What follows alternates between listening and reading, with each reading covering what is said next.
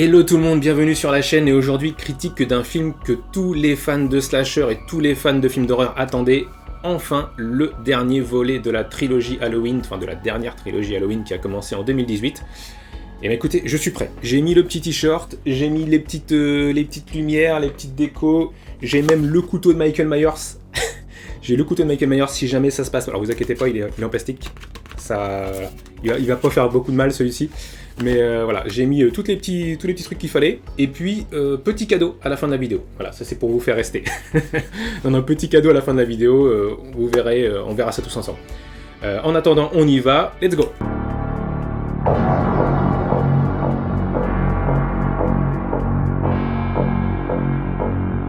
Donc ça y est, on y est, Halloween Ends vient de sortir au cinéma, et pour qu'on s'y retrouve un petit peu plus, je vais vous montrer un tout petit graphique pour que ce soit plus clair. Donc voilà le graphique en question. Donc Halloween Ends est le troisième et dernier volet de la trilogie commencé en 2018, donc comme vous pouvez voir c'est sur le graphique tout en haut là, et cette trilogie elle est elle-même censée être la suite directe du tout premier film de John Carpenter de 1978, en mettant sous le tapis tout le reste. Donc voilà, ça c'est en gros le graphique du HCU, le Halloween Cinematic Universe. Donc maintenant qu'on a tout resitué, qu'on a un petit peu resitué la chronologie de ce film, on va en faire le synopsis, sans spoiler, avec quelques images. Donc l'histoire de Halloween Ends se déroule 4 ans après les derniers meurtres de Michael Myers. Désormais, Laurie Strode essaye de mener une vie paisible en compagnie de sa petite fille Allison. Alors que Myers a disparu après avoir tué Karen, donc la fille de Laurie dans le film précédent, dans Halloween Kills, celle-ci décide d'écrire ses mémoires dans une ultime tentative d'exorciser ses démons intérieurs. Laurie espère ainsi tourner la page définitivement et recommencer à vivre. Mais évidemment, le mal va bientôt de nouveau croiser son chemin. Donc comme d'habitude, ma critique va être divisée en 4 parties, et la toute première partie va être sur la réalisation. Donc ce film est réalisé par David Gordon Green, et il a été produit par Blumhouse Productions, donc vraiment la grosse maison de prod de films d'horreur aux États-Unis. Donc c'est Jason Blum qui est à la tête de ça. Et il produit, en fait, il a racheté la licence Halloween il y a quelques années, et donc il a produit les 3 derniers, en fait, la trilogie de David Gordon Green. Donc il a produit le Halloween 2018, le Halloween Kills, et là, le Halloween Ends. Donc David Gordon Green, il a fait quoi avant sa trilogie Halloween? Il a fait pas mal de choses, et notamment des très bons films dramatiques. Étonnamment. Étonnamment parce que c'est très bon. Donc il a fait par exemple Joe avec Nicolas Cage, que vraiment moi j'ai vraiment adoré ce film. Il a fait Manglehorn avec Al Pacino. Il a fait Stronger avec Jake Gyllenhaal. Donc vraiment le gars il a fait des trucs qui étaient pas mal quoi, qui étaient même plébiscités dans certains festivals. Et qu'est-ce qu'il fait actuellement maintenant qu'il a fini sa trilogie? Il est en train de préparer, attention accrochez vos ceintures, il est en train de préparer la suite directe du film L'Exorciste de 1973. Donc ça va s'appeler tout simplement The Exorcist. Donc j'ai peur. Quand je vois ce qu'il a fait là, j'ai peur. Même si ici pour la réal, allez on va pas trop tirer sur l'ambulance, la réalisation est pas trop mal. Voilà, c'est peut-être la seule chose du film qui est pas trop mal, mais la réal elle est plutôt correcte je trouve. Il y a des plans plutôt sympas, alors il n'y a pas des plans iconiques, il n'y a pas des plans magnifiques, mais c'est pas dégueu quoi. C'est assez beau, il y a des idées de plans qui sont plutôt sympas. Il y a une lumière qui est vraiment super belle, alors ça c'est le chef-op qui est très fort parce qu'il y a tout le temps en fait de la luminosité, alors même la nuit en fait, c'est beaucoup tourné la nuit, hein, c'est normal, en général ça se passe la nuit d'Halloween, les meurtres, même si là c'est pas vraiment le cas.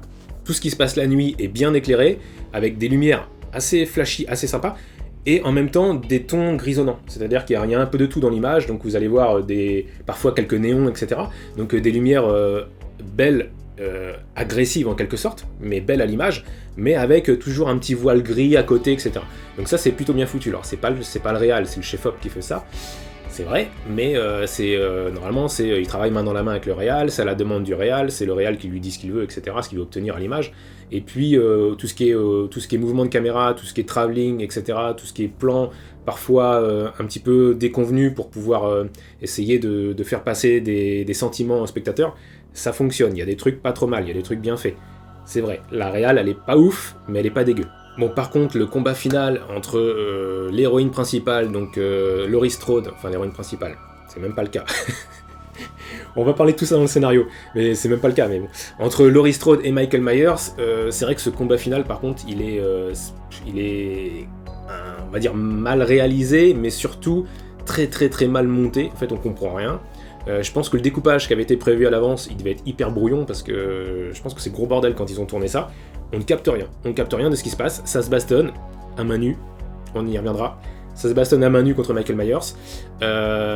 C'est Mamie, c'est Mamie qui frappe Michael Myers. Mais en fait, on capte rien. Ça cut de partout. Il y a des plans. Et en fait, parfois, il y a des gros plans sur des trucs. On comprend pas ce que c'est. Donc, la réal, elle est inconstante. C'est-à-dire que parfois, c'est très très bien. Et puis parfois, du découpage vient tout saccader, vient tout foutre en l'air. Ça marche pas. Donc voilà, il y a quelques trucs, franchement, à revoir. Mais bon, dans l'ensemble, j'ai trouvé que c'était pas non plus trop mauvais. Donc je mettrais juste un tout petit peu au-dessus de la moyenne. Donc pour moi, la réalisation de David Gordon Green n'est pas terrible, mais elle n'est pas si mauvaise que tout ce qui va suivre de ma critique. Donc pour cette réalisation, je vais lui mettre la note de 11 sur 20. Alors la deuxième partie de la critique va être comme d'habitude sur le scénario. Alors le scénario, ne vous inquiétez pas, je vais rien spoiler. Je spoilerai tout à l'heure, dans la fin de ma vidéo, dans la partie note personnelle, où là on va spoiler comme des bâtards. mais là on va rester soft. Néanmoins, je peux vous dire que le scénario il est extrêmement brouillon par rapport à l'univers Halloween, par rapport à la saga Halloween, par rapport à ce que le spectateur aussi attend d'un Halloween. Là c'est n'importe quoi. Franchement j'ai pas compris ce qu'ils ont fait. Alors c'est vrai que la campagne de com du film c'était sur vous allez sûrement être un petit peu déboussolé parce que vous allez voir. En fait, vous êtes juste en train de nous dire que vous vous êtes rendu compte que c'était de la merde et que pour essayer de préparer le spectateur, vous vous dites vous allez pas vous attendre à ça. Non mais tu m'étonnes. Tu m'étonnes qu'on s'attend pas à ça. C'est quoi ce truc? Enfin, c'est quoi ce scénar? Franchement, c'est nul. Non mais les gars, on est venu voir Halloween, donc on est venu voir Michael Myers versus une Scream Queen, donc en l'occurrence Laurie Strode. On sait qu'il y a Laurie Strode dans le film, la com est basée là-dessus, elle est même sur l'affiche, etc. D'ailleurs sur l'affiche, c'est Laurie Strode et Michael Myers. Sauf que, je spoil pas, mais on les voit quasiment pas. On les voit quasiment pas du film. Très honnêtement, Laurie Strode, allez on va la voir, le film dure 1h50. Laurie Strode, on doit l'avoir peut-être, je sais pas, 20-25 minutes peut-être, je pense. Allez, 25 minutes, je vais être gentil, 25 minutes. Michael Myers, 7 minutes, 8 minutes, je sais. Enfin, faudrait calculer en fait. Faudrait que j'aille. Faut que je retourne au cinéma avec mon petit chronomètre et puis je vais calculer le nombre de temps où on voit Michael Myers. Ouais, c'est une blague. Enfin, c'est un film de la saga Halloween et en plus c'est censé être le chapitre final, le dernier film avec Jamie Lee Curtis et donc le truc qui vient clore l'histoire. Mais putain les mecs, vous nous montrez ni Michael Myers ni Laurie Strode, enfin quasiment pas Laurie Strode. C'est une blague. Et, ce scénario est complètement pourri. C'est une grosse escroquerie. En gros, le scénario prend un chemin qu'on s'en tape, quoi. On s'en branle. Le mec, en fait, on va suivre un mec qui n'a absolument rien à foutre dans cette histoire déjà. En plus, je partirai dans les spoilers tout à l'heure pour vous expliquer comment ça se termine, mais on s'en cogne en fait de ce mec. Donc on s'en fout. En plus, les personnages qui vont tourner autour de lui, alors, enfin, ils essaient de faire un truc un peu philosophique à 2 balles. Les personnages qui vont tourner autour de lui, mais c'est des caricatures. C'est trop mal écrit. Enfin, il va y avoir des jeunes harceleurs dans une voiture cabriolet. Hein. Le truc qu'on a déjà vu, mais 250 000 fois dans les années 90. En plus, les harceleurs, ils ont genre presque 21 ans, parce qu'il y en a un qui a 21 dans le lot, puisqu'il a pas sa pièce d'identité à un moment donné sur lui pour acheter de l'alcool. Donc, sous-entendu, il a 21 ans. Ses potes, ils ont à peu près le même âge. Donc ils ont environ 20 ans. Ils se comportent comme des gamins de 12 ans, quoi. Enfin, c'est grotesque. Donc eux, ils sont totalement nazes. Le mec qu'on va suivre, on va voir ses parents. Mais c'est pareil, c'est une caricature. Enfin, t'as l'impression de regarder une parodie, en fait. Sa mère, c'est une caricature d'une caricature. Et le père, ou le beau-père, je sais pas. Mais c'est quoi ce mec? C'est nanardesque en fait, ou alors c'est ça. Il a voulu terminer Halloween par un nanar, je sais pas. Donc ça c'est totalement bidon.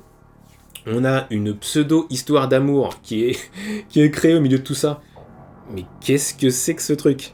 Enfin, on dirait un dessin animé quoi. Ils se rendent compte, ils se regardent, ting, des étoiles dans les yeux, ils sont amoureux. Mais putain, c'est pourri. Franchement, le scénario il est complètement naze. Puis je repense au père, enfin au beau-père, je sais pas, du mec là de Corée là, le héros, le héros du film. Le mec il tient une casse et à un moment donné, je vous le donne en mille, vraiment le truc qu'on a vu 250 000 fois dans tous les films des années 80, 90. Les mecs qui regardent un film, qui regardent Chasse à l'homme avec Jean-Claude Van Damme. Chasse à l'homme avec Van Damme, et le mec, il met son casque en gros, donc il met son casque, il regarde la télé déjà en pleine nuit, pourquoi tu rentres pas chez toi? Je veux dire, c'est une casse, t'as une famille, qui va venir voler des trucs, et au pire, dans toutes les casses, on met des chiens en fait la nuit, ou tu mets un gardien si tu veux, mais enfin bon, on s'en fout, tu mets des clébards, t'as pas besoin de rester là. Le mec, il est genre minuit, il est comme ça, en train de regarder la télé, tout seul dans son petit cabanon de merde avec son casque, et puis forcément, derrière la vitre, il voit pas parce qu'il est en train de regarder, enfin en train de regarder son film, forcément, derrière la vitre, il y a des gens qui se font laminer, quoi, qui se font défoncer, qui se font trucider. Putain, mais qui a écrit ce scénario là? Putain, soyez un peu inventif, essayez autre chose, enfin ça c'est pas possible, c'est écrit par un gamin de 8 ans, sans déconner, enfin c'est grotesque, naze. Et puis encore une fois, je suis venu voir Halloween et je me retrouve à voir dans à ce qu'on me donne à manger dans ce scénario, Laurie Strode qui est devenue en fait philosophe. Enfin, elle est devenue écrivaine philosophe. Donc avant, dans le premier Halloween 2018, là, dans le premier de la trilogie, qui était pas mal, pas ouf, honnêtement, mais quand tu compares aux deux autres, c'est un chef-d'œuvre. Donc à l'époque, elle était en mode guerrière, elle s'entraînait au fusil à pompe, machin, elle avait foutu des pièges partout dans sa baraque, enfin voilà, elle était dans son délire là, mais c'était pas mal, elle était ultra badass, c'était sympa. Et là en fait, non. Donc là dans ce scénario là, elle est devenue, elle est en train d'écrire un bouquin, elle est devenue, déjà elle a racheté une maison en plein milieu d'Haddonfield, elle fête Halloween, tout va bien, elle est en mode bisounours. Sa fille s'est fait tuer dans le film d'avant, mais c'est pas grave, en fait. Michael Myers s'est en fuite depuis 4 ans, mais c'est pas grave. La meuf, elle écrit un petit bouquin. Et puis, elle est en train de te dire que le mal est à l'intérieur de nous, qu'il faut faire attention, parce que voilà, c'est le mal intérieur le plus dangereux, etc. Putain, mais... c'est quoi ce truc? C'est comme ça que tu veux finir la saga Halloween? Non mais sans déconner. Franchement, j'espère que quelqu'un va faire comme David Gordon Green, qui va arriver, qui va faire les 3 derniers films, on en a rien à foutre les gars, je recommence, je repars s'il faut du Carpenter, et puis moi je vous fais des vrais trucs parce que là c'est de la merde. Là c'est juste pas possible, c'est complètement bidon. Enfin la meuf de guerrière, elle devient philosophe à 2 balles. Donc ce scénario n'a aucun sens, et puis franchement dans les spoilers on va revenir sur des trucs mais qui sont ultra what the fuck pendant le film. Il y a un twist, voilà, il y a un twist à un moment donné, au milieu du film à peu près. Mais qu'est-ce que c'est que ce délire? Enfin, qu'est-ce qui se passe? Qu'est-ce qui se passe? Voilà, donc ça c'est n'importe quoi. Enfin, il y a plein de trucs. Ok. Bref, donc pour ce scénario qui est vraiment complètement nul, mais pour ceux qui ont vu le film, dans les spoilers, on va en parler plus en détail. Je mettrai la note de 2 sur 20. Et ouais, c'est vraiment de la merde. 2 sur 20. Bon, voilà. Concernant la 3e partie de ma critique, ça va être sur le casting. Donc le casting, il est pas folichon, hein, on va pas se mentir, c'est vraiment pas folichon. En gros, il y a 3 comédiens qui sont très bons. Il y a évidemment Jamie Lee Curtis, il y a la fille qui joue sa petite fille, Allison, et il y a Will Patton qui joue le flic en fait, qui était déjà dans les films d'avant. Donc ces 3-là sont très bons. Honnêtement, ça c'est très très bon. Bah alors le reste du casting, non. Non, juste non, mais c'est nul. Qu'est-ce que c'est que ce film? Qu'est-ce que vous nous avez foutu, les gars? Tout le monde attend Halloween et vous nous filez ça, quoi. Sans parler du héros, là, le mec Corey, là, qui joue Corey. Corey Cunningham. Sans déconner, déjà rien que le nom. Peut-être t'as été chercher loin le nom de famille. Non, mais l'acteur, il est zéro. Il a aucun charisme. Il est pas bon. Il a aucune émotion. C'est une catastrophe. C'est nul. C'est de la merde. Désolé, c'est de la merde. Donc je vais pas m'attarder plus sur le casting parce que franchement c'est une catastrophe. Il y a 20 acteurs là-dedans, il y en a que 3 qui sont bons, donc on va pas, je vais pas tergiverser, ça va faire 3 sur 20. C'est pas bon les gars, c'est pas bon. Et enfin dernière partie de la critique, donc la note personnelle, mais c'est quoi ce délire? Enfin c'est comme ça que vous comptez clôturer Halloween. Enfin j'arrive pas à capter. Déjà Michael Myers, pour le peu qu'on le voit, donc on le voit vraiment très très très peu, mais pour le peu qu'on le voit, le mec c'est un pantin. Et il se fait défoncer la gueule par tout le monde les gars. Donc dès qu'il se fait choper en 1 contre 1, limite à main nue, il s'est pété la gueule. Et c'est Michael Myers. C'est Michael Myers. Enfin, j'arrive pas à capter là le délire. Enfin, je comprends pas. En plus, c'est même pas le sujet du film. Enfin, le sujet, c'est même pas Michael Myers. Parce qu'en fait, il est ultra secondaire dans l'histoire. À peine Laurie Strode. Franchement, à peine Laurie Strode. Même si son message, ça va être sur la résilience, sur le... Je sais pas, il y a ça, il y a le fait de le harcèlement qui pousse les gens à bout, enfin je sais pas trop ce qu'ils ont voulu nous raconter parce que franchement c'est tellement brouillon qu'on capte pas, en fait on capte pas le message essentiel du film. voit pas ce que c'est en fait, enfin moi en tout cas j'ai pas vu ce que c'était. J'ai pas compris où est-ce qu'il voulait en venir. C'est même pas Halloween le sujet, donc en fait si tu m'enlèves Laurie Strode, tu m'enlèves Michael Myers et tu m'enlèves la nuit d'Halloween,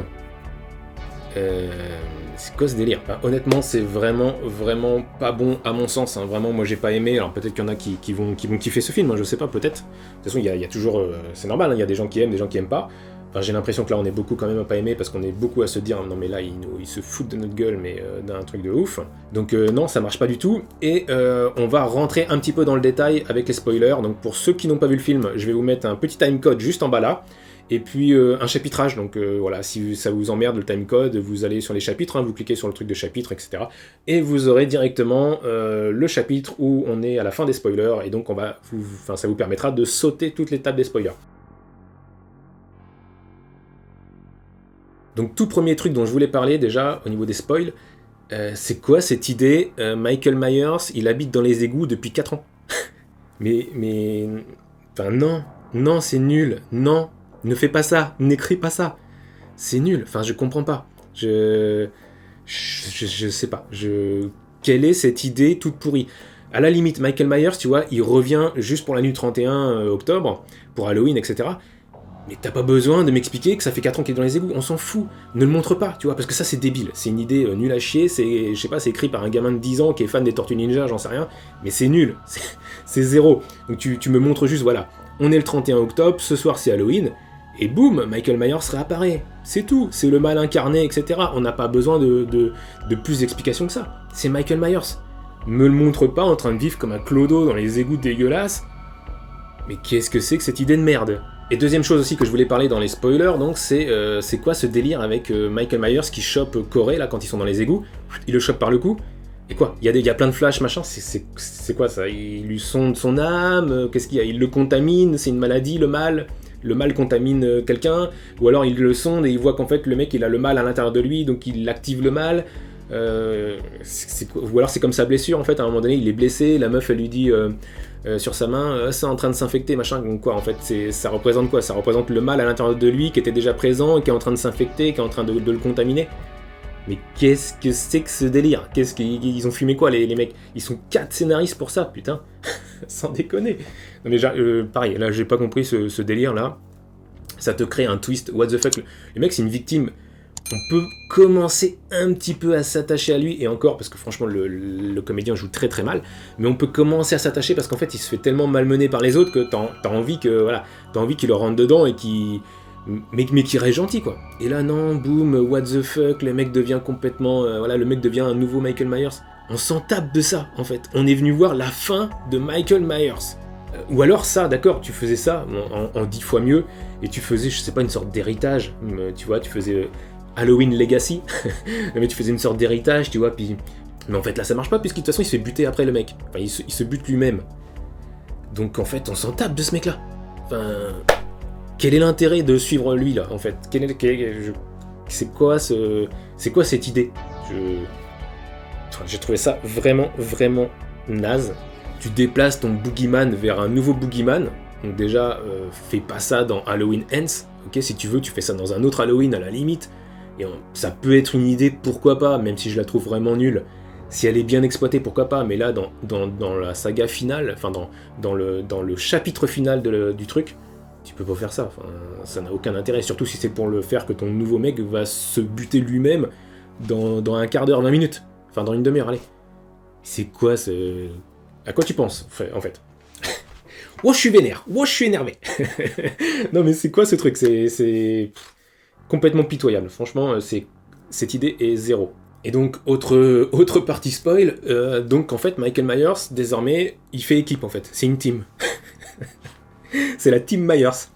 Non mais sérieux. Donc maintenant, il fait équipe avec un mec, et ils sont à deux pour aller trucider les habitants d'Haddonfield. Alors, en plus, le meurtre qu'ils font à deux, là, sur le médecin avec sa maîtresse infirmière, mais putain, elle arrive chez le docteur, donc forcément c'est une maison ultra luxueuse avec une piscine, enfin tout est caricatural. La meuf va aller prendre sa douche, sérieux. La meuf elle vient d'arriver, elle va aller prendre sa douche. Je comprends pas. En plus ils se font trucider à deux. Alors elle c'est y a des belles images. Elle, quand elle se fait trucider, tu vois, elle est plantée sur le mur avec un poignard et tout. C'est cool, même si on l'a déjà vu, hein. On l'a déjà vu ça dans Halloween. Mais bon, c'est pas trop dégueu, c'est joli. Mais ça n'a aucun sens qu'ils fassent leur meurtre à deux. Enfin, je comprends pas cette idée, donc à mon sens, ça n'a aucun sens. Voilà. Dernier truc de spoiler donc, que je voulais aborder, c'est quoi ce combat final? Donc Laurie Strode, qui est maintenant très vieille, elle fracasse Michael Myers comme ça, à coup de poing, en 2 minutes. Enfin, Michael Myers, même si tu reprends juste la trilogie de David Gordon Green, dans le premier, le mec, il résiste au feu, il résiste aux balles, il résiste un peu à tout. Dans le 2, il défonce toute une équipe de pompiers à main nue, alors que les mecs, ils ont des haches, ils ont des sortes de lapidaires, tronçonneuses, machin, etc. Il les fracasse en 2 minutes. T'as tout un village qui lui saute dessus à coups de batte de baseball, machin, il pète tout le monde. Mais là, Laurie Strode, avec ses petits points, alors non, à un moment donné, elle ouvre un tiroir, elle prend un épluche patate. Non, elle prend 2-3 conneries, elle arrive un petit peu à se... Voilà, elle prend 2-3 objets, enfin... Non. non, c'est pas possible, ça n'a aucun sens, c'est complètement naze. C'est Michael Myers. Fais-nous un combat épique, fais-nous un truc vraiment stylé, tu vois, le combat final des 2 protagonistes. On attend ça depuis X temps, mais elle, faut qu'elle soit un petit peu plus armée, tu vois, au sens propre du terme. Hein. Faut qu'elle soit un peu plus, c'est pas juste avec ses petits bras de mamie. Elle va défoncer Michael Myers. Elle a jamais réussi à le défoncer les fois d'avant, alors qu'elle était ultra préparée, elle était surarmée, machin, elle avait des pièges de partout. Et là, la queue dalle, elle est dans sa cuisine, elle prend son épluche pomme de terre et elle te défonce Michael Myers. On dirait un dessin animé, quoi. Enfin, on dirait une parodie en fait, le machin, c'est bidon, ou on dirait un gros nanar. Voilà, peut-être que c'est ça, peut-être que c'est un gros nanar finalement. C'était pas voulu, mais ça devient un nanar parce que ça n'a aucun sens, c'est très mal fait, c'est très mal inventé, c'est très mal écrit, c'est pathétique, pitoyable et irrespectueux de la saga Halloween. Enfin, à mon sens, hein, franchement, voilà. Donc on va terminer la partie spoiler et on va revenir à la partie non spoiler. Voilà, la partie spoiler est terminée, donc on est revenu entre nous. Donc je peux reprendre ce que je disais juste avant, qui était juste de dire que si vous n'avez pas vu le film, bah franchement n'allez pas le voir. Il y a plein d'autres trucs à voir au cinéma. Je vous déconseille pas d'aller au cinéma parce que voilà, c'est cool d'aller au cinéma et il faut aller au cinéma parce qu'en ce moment ils en ont besoin, etc. Même si le prix des billets est un peu cher et si c'était un peu moins cher, je suis sûr que beaucoup de gens iraient beaucoup plus au cinéma. Bon, on pourra faire un débat, on pourra faire le premier débat de la chaîne Fantomatix sur ce sujet parce que je sais qu'il y a un problème en ce moment sur la fréquentation des salles. Fermons la parenthèse. Donc il y a plein d'autres films à aller voir que celui-ci. Il y a Smile par exemple, qui est un super film d'horreur. Si vous aimez les films d'horreur, il y a autre chose que cette daube de Halloween Ends. Ce film n'a aucun sens. Ce film ne clôture absolument pas la saga Halloween parce qu'il n'y a rien en fait pour clôturer la saga Halloween, parce qu'on parle d'autre chose que d'Halloween, on parle d'autre chose que Michael Myers. C'est écrit par je vous dis, enfin ils sont 4 mecs à écrire ça, dont le réal, David Gordon Green, et 3 autres gars. Putain, ils sont 4 pour écrire ce truc. Eh les gars, c'est un truc de ouf. T'as 8 mains qui écrivent cette merde. Putain, que j'aimerais bien savoir combien ils ont pris de salaire, parce que là c'est un truc de malade. Hein. Tant pis, en tout cas, je vais mettre la note personnelle à ce film Halloween Ends de 2 sur 20. Voilà, c'est de la dope. 2 sur 20, n'allez pas le voir. 2 sur 20, donc si on fait la moyenne de tout ça, donc on arrive à 4,5 sur 20. Voilà, 4,5 sur 20 de moyenne pour ce film. N'allez pas dépenser 15 balles pour voir un film qui fait 4,5 sur 20, c'est de la merde. Franchement, c'est de la merde. Et puis voilà, il y aura d'autres moyens de le voir. Enfin, on se comprend. Quand ça vaut pas le coup comme ça, il y aura d'autres moyens de le voir. Pour ceux qui sont restés, je vous rappelle que j'avais une petite surprise à la fin, je l'ai dit au début de ma critique. Et si je l'ai pas dit, c'est que j'ai oublié. Mais j'ai une petite surprise pour vous, c'est le vrai film Halloween, voilà, un vrai film Halloween. Alors c'est ce DVD que je vais offrir parce qu'en fait je l'ai en double, en fait j'ai tout un coffret moi donc j'en ai plus besoin de celui-ci. C'est de la collection les plus grands films angoisse, donc c'est La Nuit des Masques, donc c'est le DVD de Halloween de Carpenter de 1978 avec Laurie Strode à l'époque où elle était ultra badass, donc enfin badass entre guillemets parce que voilà, mais c'était une scream queen, vraiment une des meilleures héroïnes de films d'horreur de l'époque. Donc ce petit DVD je l'offre comment? Et bien simplement en vous abonnant et en mettant un petit commentaire et je ferai un tirage au sort parmi les commentaires qui sont en dessous et puis voilà, donc un des commentaires gagnera le film film, je lui enverrai le film, faut juste qu'il soit abonné en même temps, parce que comme ça, en fait, c'est sur un site internet que je fais le tirage au sort, donc ça prend en compte le fait d'abonner et d'avoir commenté. Et puis voilà, je le contacterai et j'enverrai ce film par la poste. Je l'ai déjà fait d'ailleurs, j'avais déjà envoyé un DVD que j'avais offert à quelqu'un, il n'y a pas très longtemps. Donc voilà, c'est l'occasion de filer ce film, parce que c'est super sympa, moi je l'ai déjà, donc c'est cool. Si vous pouvez l'avoir comme ça, vous l'aurez. Pour ceux qui l'ont pas, hein, ceux qui l'ont, tant pis. Vous pouvez l'offrir, hein, si vous l'avez, je peux vous l'envoyer, puis vous l'offrez à quelqu'un d'autre. Voilà, ce sera offert par Fantomatix, par la chaîne Fantomatix. Donc n'hésitez pas à mettre un petit commentaire et à vous abonner. Nous, on se retrouve très bientôt pour une nouvelle critique, j'espère, de films bien meilleurs que ceux-ci.